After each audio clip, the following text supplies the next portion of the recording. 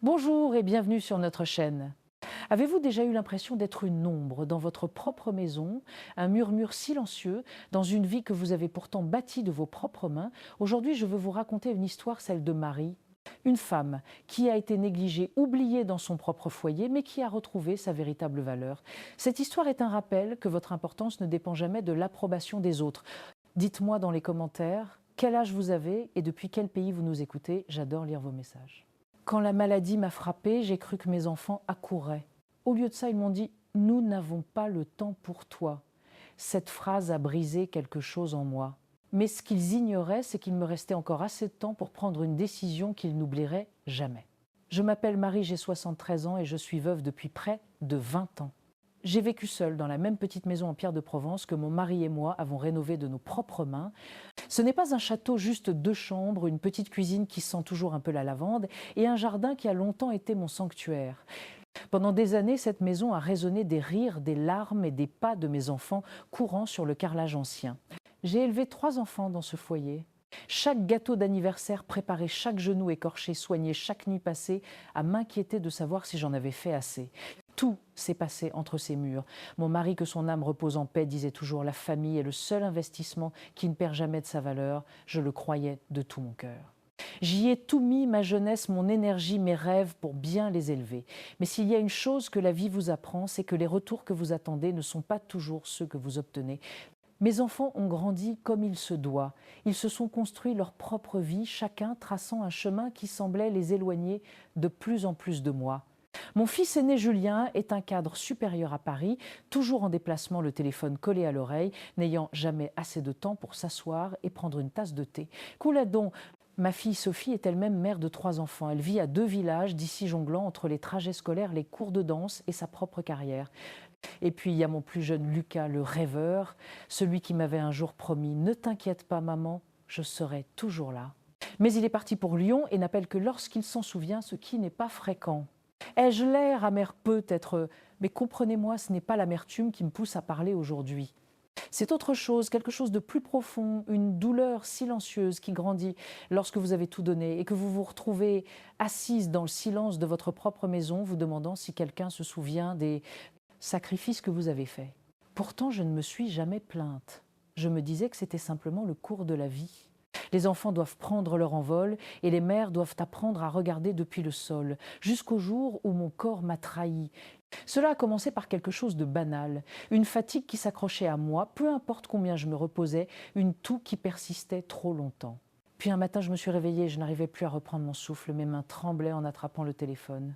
Je me suis dit de ne pas paniquer, que mes enfants viendraient si je les appelais. J'ai d'abord appelé Julien. Il a répondu sèchement, sa voix tendue par l'urgence de ses affaires. « Maman, je suis en réunion, est-ce que ça peut attendre ?» J'ai dégluti difficilement. « Je ne me sens pas bien, mon fils. Je crois que j'ai besoin que quelqu'un m'emmène chez le médecin. » Il y eut une pause, un soupir, puis je verrai si je peux passer la semaine prochaine. Appel, Sophie en attendant, la semaine prochaine. Mon souffle était court, ma poitrine serrée. Mais la semaine prochaine, c'était tout ce que mon fils avait à m'offrir. Alors j'ai appelé Sophie. Sa voix était plus chaleureuse, mais tout aussi pressée. « Maman, les enfants sont partout en ce moment. Le foot, le conservatoire, tu sais ce que c'est? Tu ne pourrais pas appeler Lucas, je n'ai juste pas le temps, ces mots m'ont blessée.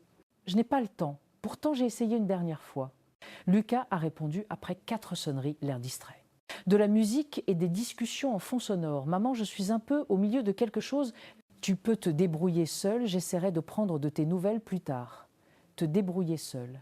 J'ai reposé le téléphone sur la table, les mains tremblantes. À cet instant, j'ai senti quelque chose s'effondrer en moi. Pas ma santé, pas mon corps, mais ma foi.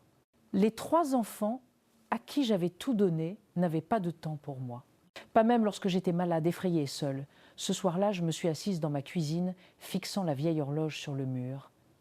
Chaque tic-tac semblait plus fort que le précédent, faisant écho au vide de la maison. Le fauteuil de mon mari était en face de moi, vide depuis 20 ans. Et maintenant, bien que j'ai 3 grands-enfants, j'avais l'impression de n'avoir personne. Des larmes ont coulé sur mes joues sans que je puisse les retenir. J'ai murmuré au silence, après tout ce que j'ai donné. Pas même un seul d'entre eux.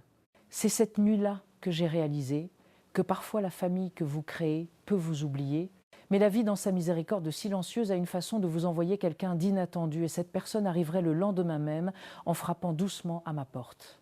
On a frappé doucement, presque timidement, comme si le visiteur n'était pas sûr de devoir me déranger. Je me suis traînée jusqu'à la porte encore faible de la nuit précédente et je l'ai ouverte pour voir ma voisine Hélène. Hélène avait emménagé dans la maison d'à côté il y a environ 5 ans. Veuve, elle aussi peu, être au début de la cinquantaine, elle dégageait une chaleur qui rendait même sa présence silencieuse réconfortante. Elle tenait une marmite enveloppée dans un torchon de cuisine, de la vapeur s'échappant doucement de son couvercle. « Marie, dit-elle, doucement, ses yeux scrutant mon visage. Vous n'avez pas l'air bien, je me suis dit que je vous apporterais un peu de peau au feu. C'est la recette de ma mère, ça fait toujours des miracles quand on est patraque. » Je voulais protester, insister sur le fait que tout allait bien. La fierté est une chose pesante, surtout quand on a passé sa vie à être celle qui prend soin des autres. Mais la vérité, c'est que j'étais fatiguée. Fatiguée de prétendre que je n'avais pas besoin d'être fatiguée, d'être invisible pour ceux qui auraient dû le remarquer. Alors je me suis écartée et Hélène est entrée. Elle a posé la marmite, a versé le bouillon fumant dans un bol et l'a glissé devant moi comme si c'était la chose la plus naturelle du monde. « Mangez », dit-elle gentiment. « Ensuite, dites-moi ce qui se passe vraiment. » Pendant un instant, je suis restée assise, la cuillère à la main, contemplant sa gentillesse. Cela me semblait étranger, non pas parce que je ne le reconnaissais pas, mais parce que je ne l'avais pas reçu depuis si longtemps. Mes enfants m'avaient donné des excuses. Mais cette femme, une voisine, même pas de ma famille, me donnait son temps. J'ai mangé, et la chaleur du bouillon s'est répandue en moi, apaisant bien plus que la douleur dans ma poitrine. La semaine suivante, Hélène est passée tous les jours. Elle apportait des courses, insistait pour ranger la cuisine quand j'étais trop faible pour le faire et parfois s'asseyait simplement avec moi pendant que je me reposais dans mon fauteuil. Elle ne forçait jamais, ne demandait jamais plus que ce que je pouvais donner. Elle était juste là. Un après-midi, elle m'a trouvée assise près de la fenêtre, regardant le jardin que je n'avais pas entretenu depuis des semaines. Les roses avaient fané, les mauvaises herbes avaient pris le dessus. Il avait l'air aussi oublié que je me sentais. « Vous savez, dit-elle en enfilant une paire de gants qu'elle avait apportés, un jardin n'a pas besoin de grand-chose pour revivre. Juste un peu d'attention. » Elle a passé des heures dehors ce jour-là, arrachant les mauvaises herbes, taillant les branches, et le soir, le jardin ressemblait moins à un cimetière de fleurs oublié qu'à un lieu d'espoir. Je l'observais par la fenêtre, la poitrine serrée par une émotion que je n'avais pas ressentie depuis des mois, la gratitude. Mais pendant qu'Hélène donnait, mes enfants restaient absents. Un soir, alors que je me sentais un peu plus forte, j'ai rappelé Julien. Je lui ai parlé du rendez-vous chez le médecin où Hélène m'avait emmenée. Je pensais que juste peu, être la mention d'une autre personne intervenant réveillerait quelque chose en lui. Au lieu de cela, il a semblé agacé. « Maman, tu ne peux pas laisser une étrangère gérer tes affaires comme ça. Et si elle cherchait quelque chose, les gens profitent de la situation, tu sais. Tu devrais attendre que j'ai le temps. Je réglerai les choses correctement. Attendre qu'il ait le temps. Comme si ma maladie devait faire la queue derrière son agenda. » Sophie n'a pas été mieux. Quand elle a finalement décroché l'un de mes appels, elle a soupiré avant même que je parle. « Maman, je t'ai dit que je suis sous l'eau ici. Entre les enfants et le travail, je ne peux pas faire des allers-retours chez toi. Ne me fais pas culpabiliser, d'accord. » Ces mots étaient plus vifs qu'elle ne le voulait, je pense. Mais ils ont tout de même tranché et Lucas, il a complètement cessé de répondre. Les SMS restaient non lus, les messages vocaux non écoutés. Une fois par hasard, je l'ai entendu rire sur une vidéo de réseaux sociaux, sa voix pleine de vie. Mon cœur s'est serré en entendant ce son. Non pas parce que je lui en voulais sa joie, mais parce que j'ai réalisé qu'il avait de la joie sans moi. Il est devenu clair alors. Mes enfants ne manquaient pas seulement de temps, ils manquaient de volonté. Hélène, en revanche, n'hésitait jamais. Si je toussais trop fort, elle frappait à la porte. Si j'avais l'air seule, elle s'asseyait et partageait un thé. Elle me racontait des histoires sur son défunt mari, sur ses enfants qui vivaient loin. Et d'une manière ou d'une autre, en partageant, nous nous sentions toutes les deux moins seules. Une nuit, alors qu'elle remarquait les larmes que j'essayais de cacher, elle a posé sa main sur la mienne et a dit « Vous méritez mieux, Marie. Vous méritez de l'attention, pas des excuses. » Ces mots sont restés avec moi. Mériter, c'était un mot que je ne m'étais jamais appliqué. Les mères donnent, les épouses donnent. J'avais toujours pensé que ma valeur résidait dans ce que je fournissais pas, dans ce que je devais recevoir. Mais la gentillesse constante d'Hélène a fait craquer quelque chose en moi. Le lendemain matin, en regardant mon reflet dans le miroir pâle, fragile, les rides du temps profondément gravées sur ma peau, je me suis murmuré « Je mérite mieux que d'être oubliée ». Et pour la première fois depuis des années, j'ai commencé à penser non seulement à survivre à ma maladie, mais aussi à l'héritage que je laisserais derrière moi le moment venu. Si quelqu'un m'avait dit il y a un an que la personne qui me soutiendrait le plus dans mes jours les plus faibles serait ma voisine, j'aurais ri. Non pas parce que je n'aimais pas Hélène, mais parce que j'aurais pensé mes enfants ne me laisseraient jamais tomber comme ça. Ils seraient là avant tout le monde. Mais la vie a une façon de nous rendre humbles, de dépouiller les illusions jusqu'à ce qu'il ne reste que la vérité, et la vérité était simple. Mes enfants avaient choisi la distance et Hélène avait choisi la présence. Ce n'était pas seulement le pot au feu ou les courses. C'était la façon dont elle me voyait. Un soir, elle m'a surprise en train de fixer un vieux cadre photo sur la cheminée. C'était une photo de famille, mon mari, moi-même et les enfants quand ils étaient petits, tous réunis autour du sapin de Noël. Leurs petits visages brillaient de rire collant, de sucre d'orge, leurs yeux pleins de confiance en moi. Je devais avoir l'air triste, car Hélène a doucement demandé « Ces jours vous manquent ?» J'ai dégluti difficilement, chaque jour. À l'époque, j'étais nécessaire. J'avais de l'importance. Elle a secoué la tête fermement. « Vous avez toujours de l'importance, Marie, et ne croyez jamais le contraire. » Ces mots m'ont transpercée. Personne ne m'avait dit ça depuis si longtemps, pas même mes enfants. À partir de ce jour, Hélène est devenue mon encre. Elle passait avec du pain frais de la boulangerie ou s'asseyait à côté de moi dans le jardin sirotant un thé, tandis que nous regardions la lumière du soir s'estomper. Elle écoutait vraiment pendant que je parlais de mon mari, de mes peurs de vieillir, de ma solitude. Là où mes enfants m'avaient pressé de raccrocher, elle s'attardait. Mais sa gentillesse aiguisait aussi la douleur de la négligence de mes enfants. Un dimanche, Sophie a finalement rendu visite, les enfants sous le bras. J'attendais ce moment avec impatience, pensant qu'elle était peu, être venue par véritable sollicitude. Mais dès qu'elle est entrée, elle a froncé le nez et a dit « Maman, cet endroit est lugubre. Tu devrais vraiment envisager de vendre la maison et de déménager dans quelque chose de plus petit. » Pour elle, ce n'était pas la maison où elle avait fait ses premiers pas, où les anniversaires et les fêtes avaient été célébrés. Pour elle, ce n'était qu'une vieille maison lugubre, peu pratique à entretenir. J'ai jeté un coup d'œil à Hélène qui essuyait tranquillement le comptoir. Elle a croisé mon regard et sa présence douce et stable m'a rappelé que l'amour ne se plaint pas quand il rend visite. Il se présente tout simplement. Plus tard, Sophie m'a gentiment grondé. « Tu ne devrais vraiment pas dépendre des voisins. C'est la famille qui devrait s'occuper de la famille. » L'ironie m'a presque fait rire. C'est la famille qui devrait s'occuper de la famille. Pourtant, quand j'avais appelé, elle n'était pas venue. Mais j'ai gardé le silence. Je n'étais pas prête pour la confrontation. Pas encore. Lucas a fait une rare apparition une semaine plus tard. Il est entré élégant dans une nouvelle veste, sentant légèrement un parfum coûteux.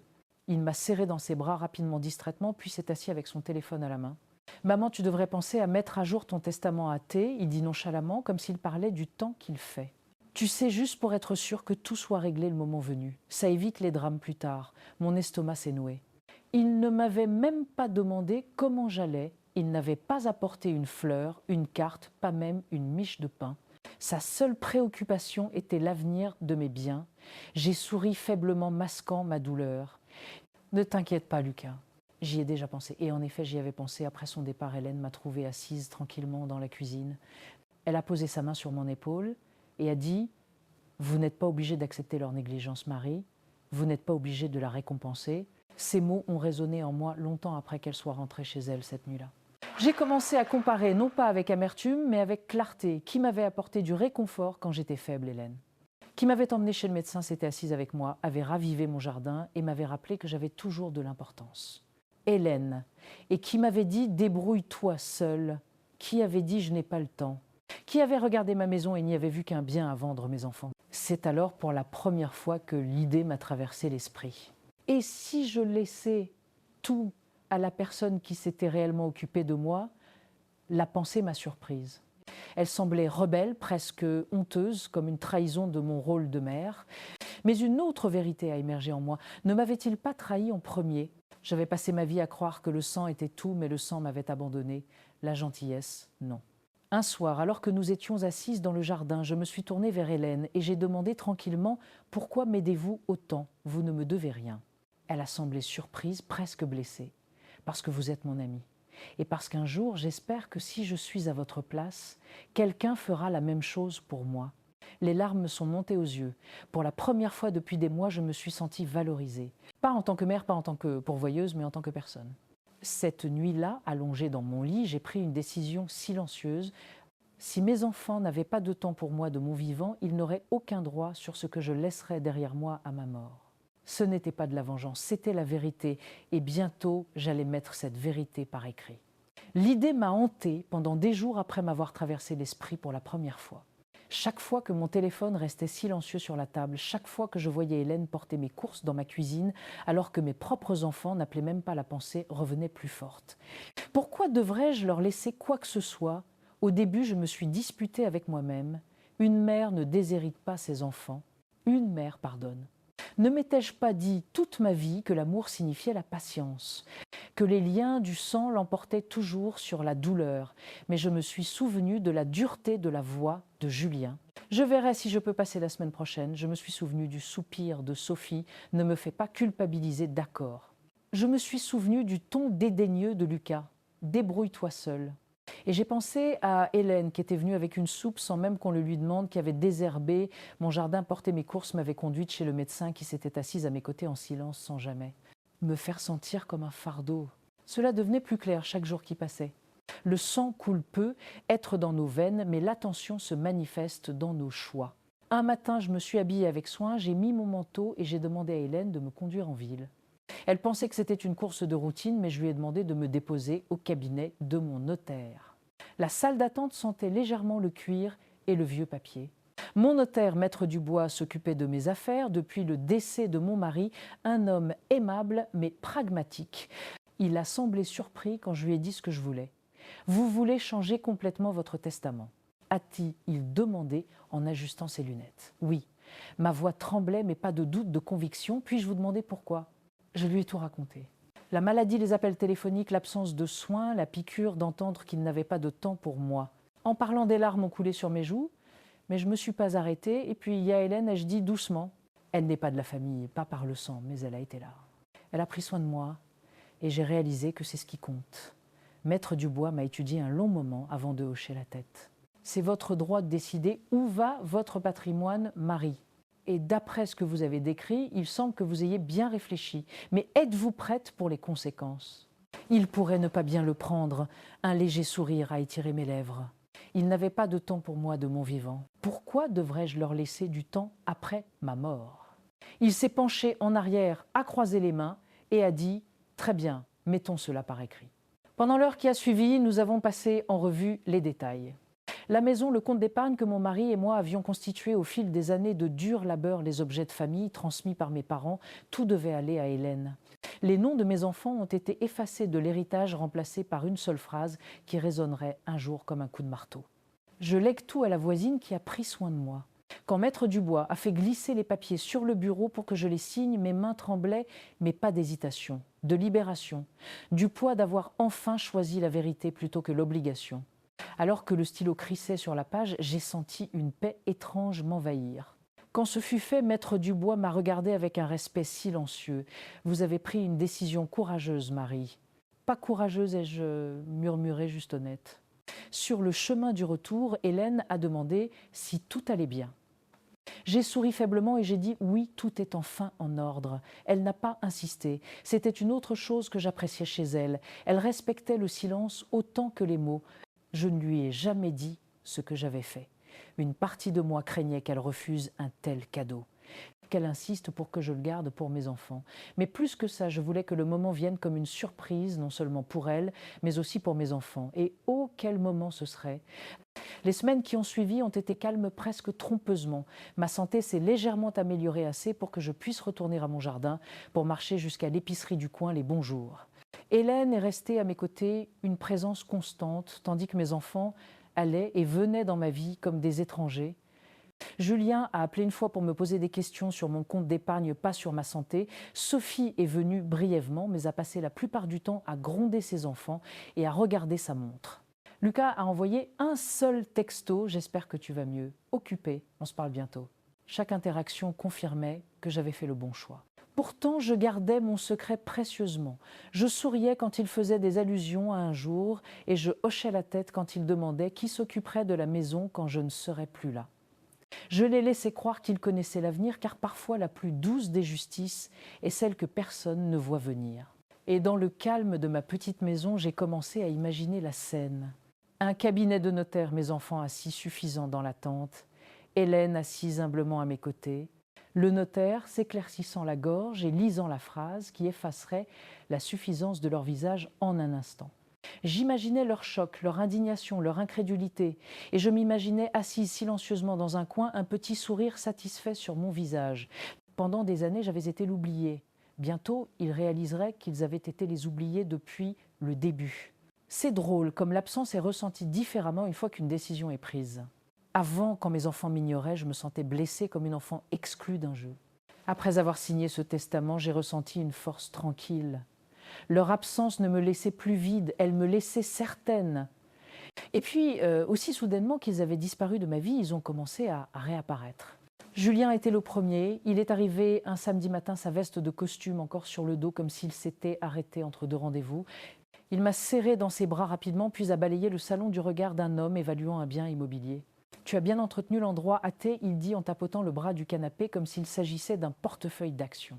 Ça doit valoir pas mal maintenant. Le quartier a vraiment pris de la valeur. J'ai souri faiblement. Je ne saurais pas te dire. Je ne prévois pas de vendre. Il a ri. Le genre de rire qui ne porte aucune chaleur. Eh bien, un jour, quand ça nous reviendra, on verra bien. Quand ça nous reviendra. Les mots ont résonné à mes oreilles comme un glas sonnant pour leur sentiment de dû. Je lui ai servi du thé, les mains stables, le visage calme. À l'intérieur, je murmurais « Tu n'as aucune idée ». Une semaine plus tard, Sophie est arrivée avec ses enfants. Elle m'a à peine saluée avant de se plaindre. « Maman, cette maison est trop grande pour toi. Tu devrais déménager en résidence pour seniors. Les enfants détestent venir ici. Pas de wifi, pas d'espace. » Sa fille a levé les yeux au ciel. Son fils a grogné bruyamment et Sophie s'est tournée vers moi avec un soupir exaspéré. Je veux dire, vraiment, tu ne peux pas t'attendre à ce qu'on continue de venir jusqu'ici. Ce n'est tout simplement pas pratique. Pratique, c'est ce que j'étais devenue un inconvénient.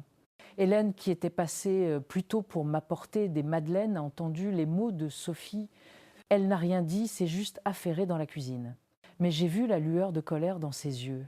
Après le départ de Sophie qui marmonnait sur tout ce qu'elle avait à faire, Hélène a posé les madeleines sur la table et a secoué la tête. « Il ne te voit pas, Marie, pas vraiment. » Sa voix portait de la tristesse, mais aussi de la vérité. Et je me suis accrochée à cette vérité, sachant ce qui allait arriver. Lucas a été le dernier à réapparaître. Il est venu tard un soir, sentant légèrement la bière, son ton mielleux de fausse affection. « Maman, tu as l'air en pleine forme », a-t-il dit en m'embrassant sur la joue avant de s'étaler sur le canapé. « Tu m'as manqué. Le travail a été dingue. Tu sais ce que c'est. Mais dis donc, je pensais. Tu as déjà réglé ton testament, pas que je te presse ou quoi que ce soit. » Il a ri comme si c'était une blague, mais ses yeux brillaient. Juste, on ne sait jamais. C'est intelligent d'être préparé. Préparé, c'est tout ce que j'étais pour lui. Un coffre-fort attendant d'être ouvert. Je lui ai dit doucement, ne t'inquiète pas, tout est déjà réglé. Et ça l'était, simplement pas de la manière qu'il imaginait. Les semaines se sont écoulées ainsi. Julien faisant des allusions à la maison. Sophie soupirant sur le fait que j'étais trop de travail. Lucas pêchant des détails sur la succession. Aucun d'eux n'est venu s'asseoir avec moi quand j'étais seule. Aucun d'eux ne m'a interrogé sur mon cœur, mes peurs, mes rêves. Mais ils ont remarqué Hélène. Oh, ils l'ont remarqué. Un après-midi, alors que Julien arrivait à l'improviste, il l'a trouvé dans le jardin, en train de tailler les rosiers. Il a froncé les sourcils. Pourquoi est-elle toujours là, hâtée? Il demandait, sa voix acérée de suspicion. C'est une bonne amie, ai-je simplement répondu. Il a reniflé. Les amis ne traînent pas comme ça sans rien en retour. Fais attention, maman. Les gens comme ça, ce sont des opportunistes. L'ironie m'a presque fait rire. Un opportuniste venant de la bouche de mon fils qui n'apparaissait que lorsque l'héritage était dans son esprit. Une autre fois, Sophie a vu Hélène m'aider à rentrer les courses. Elle s'est penchée près de moi et a chuchoté « Maman, ne sois pas naïve, elle veut probablement quelque chose. Tu ne devrais pas faire plus confiance à des étrangers qu'à tes propres enfants. » Je l'ai regardée dans les yeux et j'ai dit doucement « Alors vous auriez dû agir comme des enfants quand j'avais besoin de vous. » Son visage a rougi et elle a rapidement changé de sujet. Lucas, de son côté, a été plus audacieux. Il a confronté Hélène directement un soir alors qu'elle partait. « Pourquoi êtes-vous toujours là ?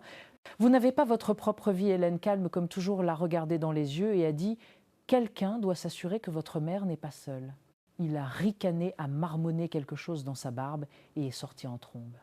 Je suis restée assise, regardant l'affrontement se dérouler, et pour la première fois depuis des années, je ne me suis pas sentie impuissante, je me suis sentie justifiée. Chaque remarque cruelle, chaque regard moqueur, chaque question égoïste ne faisait que réaffirmer la justice de mon choix. Ils n'avaient aucune idée que le testament était déjà scellé, leur nom effacé. Ils pensaient tourner autour d'une proie, alors qu'en vérité, ils tournaient autour d'une assiette vide. Un soir, alors qu'Hélène et moi étions assises ensemble dans le jardin, je lui ai murmuré « Croyez-vous au destin ?» Elle a souri. Parfois, j'ai hoché la tête. Alors c'est peu être le destin qui vous a fait frapper à ma porte ce jour-là. Vous avez été plus une famille pour moi que mon propre sang. Elle a serré ma main, ses yeux bienveillants. Et vous avez été une famille pour moi. À cet instant, j'ai su sans aucun doute que j'avais pris la bonne décision. Mais la partie la plus douce du destin était encore à venir. Car un jour, très bientôt, mes enfants se réuniraient suffisants et dans l'attente, dans un cabinet de notaire, et je m'assiérais tranquillement dans un coin, regardant leur monde basculer. Et quand Maître Dubois lirait la phrase « Je lègue tout à la voisine qui a pris soin de moi », la tempête qu'ils avaient semée avec leur négligence finirait par éclater. C'est Hélène qui a d'abord suggéré que j'organise une réunion de famille, mais c'est mon notaire Maître Dubois qui m'a donné l'idée qui a tout déclenché. Vous savez, avait-il dit après que j'ai signé les nouveaux papiers, vous n'êtes pas obligé d'attendre d'être parti, une lecture de testament de votre vivant peut éviter des litiges plus tard. Et cela vous permet d'être présente lorsque les choses sont clarifiées. Présente. Ce mot est resté avec moi. Pour une fois dans ma vie, je voulais être présente lorsque la vérité éclaterait. Je voulais voir les masques tomber des visages de mes enfants, voir le moment où ils réaliseraient que la négligence a des conséquences. Donc, avec l'aide de Maître Dubois, je l'ai arrangé. Des lettres ont été envoyées à mes enfants, des invitations formelles à se réunir à son cabinet pour une affaire concernant la succession. Julien est arrivé le premier ponctuel, comme toujours, son téléphone pressé contre son oreille, jusqu'au moment où il a franchi la porte. Hélène est arrivée ensuite, les enfants laissés à la maison, ses talons claquant avec impatience sur le sol. Lucas est entré en dernier en retard, comme d'habitude, sa chemise à moitié rentrée, agissant comme si le monde lui devait des excuses pour avoir commencé sans lui. Ils ont échangé des salutations polies avec Maître Dubois, mais lorsque leurs yeux se sont posés sur Hélène, assise tranquillement à côté de moi, leurs expressions se sont assombries. « Qu'est-ce qu'elle fait ici » a demandé Julien, sa voix basse mais tranchante. « Elle est mon invitée » ai-je simplement répondu. Hélène a levé les yeux au ciel. « Maman, ce sont des affaires de famille. » Exactement, ai-je dit, croisant les mains sur mes genoux. Et elle a été plus une famille pour moi que n'importe qui d'autre dans cette pièce. Le silence qui a suivi était assez vif pour couper. Maître Dubois s'est éclairci la gorge, ouvrant un épais dossier sur le bureau. « Pouvons-nous commencer ?» Les enfants se sont penchés en avant dans l'attente, leurs yeux brillants d'anticipation. Il a commencé par les formalités, date, référence légale, reconnaissance de ma santé d'esprit. J'ai vu leur visage passer de l'ennui à une impatience à peine dissimulée, attendant la partie qui les intéressait. Et puis elle est venue. Je, Marie Dubois, a lu Maître Dubois, sa voix stable, étant saine d'esprit, déclare par la présente mes dernières volontés et mon testament. Je lègue la totalité de mes biens, y compris ma maison, mes économies et tous mes effets personnels à la voisine, qui a pris soin de moi dans mes moments de besoin. Silence. Un silence si épais qu'il semblait engloutir la pièce. Puis l'éruption. Quoi, Julien s'est levé d'un bond, sa chaise raclant bruyamment contre le sol. Ce doit être une erreur. Le visage d'Hélène est devenu pâle, puis rouge. « Maman, de quoi parles-tu ? La voisine, elle ne mérite rien. » Paul a ri un son sec et incrédule. « C'est de la folie. Tu ne peux pas être sérieuse. » Je suis restée assise calmement, les mains croisées sur mes genoux, les yeux fixés sur eux. À côté de moi, Hélène s'est agitée mal à l'aise, les joues rouges. Elle ne savait pas, elle ne s'attendait pas à ça. Maître Dubois, imperturbable face à leurs éclats, a continué à lire. Cette décision a été prise en pleine connaissance de cause et reflète mes souhaits exprès. Mes enfants se sont par leur propre choix éloignés de moi. Pendant ma maladie, ils n'ont pas fourni de soins de réconfort ou de présence. C'est Hélène qui s'est manifestée, qui s'est occupée de moi, qui m'a rappelé ma valeur. Par conséquent, elle hérite de tout. Chaque mot tombait comme un marteau sur la pierre. Julien a frappé du poing sur le bureau. Vous l'avez manipulée, hâté, il lançait à Hélène. N'est-ce pas? Vous avez dû la convaincre de faire ça. Les yeux d'Hélène se sont écarquillés de choc. Moi, je n'ai jamais rien demandé. Assez ai-je dit, ma voix calme mais ferme, coupant court au chaos. Ils se sont tous tournés pour me regarder. Pour une fois, ils étaient silencieux. Vous dites qu'elle m'a manipulée, ai-je continué les yeux fixés sur Julien. Mais dis-moi où étais-tu quand j'ai appelé suppliant quelqu'un de m'emmener chez le médecin. Il a ouvert la bouche, puis l'a refermée. Je me suis tournée vers Hélène, tu as dit que tu n'avais pas le temps. Tu m'as dit de ne pas te faire sentir coupable. Dis-moi quand es-tu assise avec moi pour la dernière fois sans regarder ta montre. Son visage s'est crispé, la honte vacillant un instant avant qu'elle ne la masque par la colère. Et puis Lucas, tu m'as dit de me débrouiller seule. Et je l'ai fait. J'ai découvert qui se souciait de moi et qui ne s'en souciait pas. Et maintenant, mon testament le reflète. Leur bouche bougeait, mais aucun mot ne sortait. Je me suis penchée en arrière, dans ma chaise, ma voix stable. Vous n'aviez pas de temps pour moi de mon vivant. Maintenant, je n'ai rien pour vous après ma mort. Le silence qui a suivi était absolu. Hélène a doucement touché ma main, murmurant « Vous n'étiez pas obligé de faire ça pour moi. Je ne l'ai pas fait et je chuchotais en retour. Je l'ai fait pour moi. » Maître Dubois a refermé le dossier avec finalité. Ceci conclut la lecture. Le testament est signé, attesté et scellé. Il n'y a pas de contestation possible. Les enfants étaient assis dans un silence stupéfait, leur visage pâle, leurs sentiments de dû brisés. Pour une fois, je n'étais pas l'oublié, c'était eux. Et dans ce calme, j'ai ressenti quelque chose que je n'avais pas ressenti depuis des années, la paix. Le silence après la lecture du testament n'a pas duré longtemps. Julien a été le premier à le briser. Il s'est penché sur le bureau, sa voix s'élevant. Ce n'est pas définitif. Je vais prendre un avocat. Nous allons contester. Maître Dubois n'a même pas levé les yeux de ses papiers. Vous êtes libre de gaspiller votre argent, mais le testament est inattaquable. Chaque décision a été documentée, attestée et justifiée. Il n'y a aucun motif de contestation. Le visage de Julien est devenu rouge de colère. Il s'est tourné vers moi, les yeux flamboyants. « Comment as-tu pu faire ça à ton propre fils ?» J'ai soutenu son regard sans ciller. « Comment as-tu pu laisser ta mère souffrir seule, Hélène ?» est intervenue alors sa voix aiguë presque hystérique. « Ce n'est pas juste. Tu ne peux pas nous effacer comme ça. Nous sommes tes enfants. La famille, ça veut dire quelque chose. » Je me suis levée lentement, mon corps fatigué, mais ma résolution inébranlable. La famille, ça veut dire être là quand ça compte. La famille, ça veut dire apporter une soupe, s'asseoir en silence, désherber un jardin, tenir une main quand elle tremble. Dites-moi lequel d'entre vous a fait ça. Leur silence était une réponse suffisante. Lucas a finalement parlé son ton moqueur, mais j'ai vu la peur dans ses yeux. Et alors, tu laisses tout à une étrangère. Tu préfères la récompenser elle plutôt que ton propre sang. J'ai pris une profonde inspiration, puis j'ai dit clairement « oui ». Parce que le sang n'est pas la famille quand il tourne le dos. Elle était là, vous n'y étiez pas, fin de l'histoire. Les mots semblaient flotter dans l'air comme un verdict. Les mains de Julien se sont serrées en poing, la lèvre d'Hélène tremblait. Paul secouait la tête avec incrédulité, ils ressemblaient de nouveau à des enfants. Pas des adultes, mais des enfants privés de leurs jouets préférés. Hélène a serré ma main sous la table, sa voix douce mais stable. « Vous n'avez pas à vous expliquer, Marie. Vous en avez assez dit. » Mais je n'avais pas fini. Je les ai regardés, chacun leur tour, ma voix calme mais tranchante. « Savez-vous quelle a été la pire partie? Pas la solitude, pas la maladie. C'était d'entendre les mots « Nous n'avons pas le temps pour toi ». Ces mots ont brisé quelque chose en moi qu'aucune somme d'héritage ne pourrait réparer. Alors je l'ai réparé moi-même. Avec de l'encre, du papier, avec la vérité. Les yeux d'Hélène se sont remplis de larmes. « Maman, s'il te plaît. » J'ai secoué la tête. « Non, vous avez eu votre chance. Vous tous. Et vous avez choisi de penser à vous. » Paul a marmonné dans sa barbe. C'est de la folie, mais sa voix manquait de conviction. Julien est sorti le premier en trombe, claquant la porte si fort que le cadre a tremblé. Hélène a suivi ses talons, claquant furieusement ses larmes, striant son visage. Paul est resté un peu ses yeux allant de moi à Hélène, comme s'il espérait que je change d'avis à la dernière seconde. Mais comme je n'ai rien dit, il a ricané et est parti sans un autre mot. Et d'un coup, la pièce était de nouveau silencieuse. Je me suis laissée retomber dans ma chaise, soudainement épuisée. Hélène a passé son bras autour de mes épaules. « Vous l'avez fait, hâté », elle murmurait.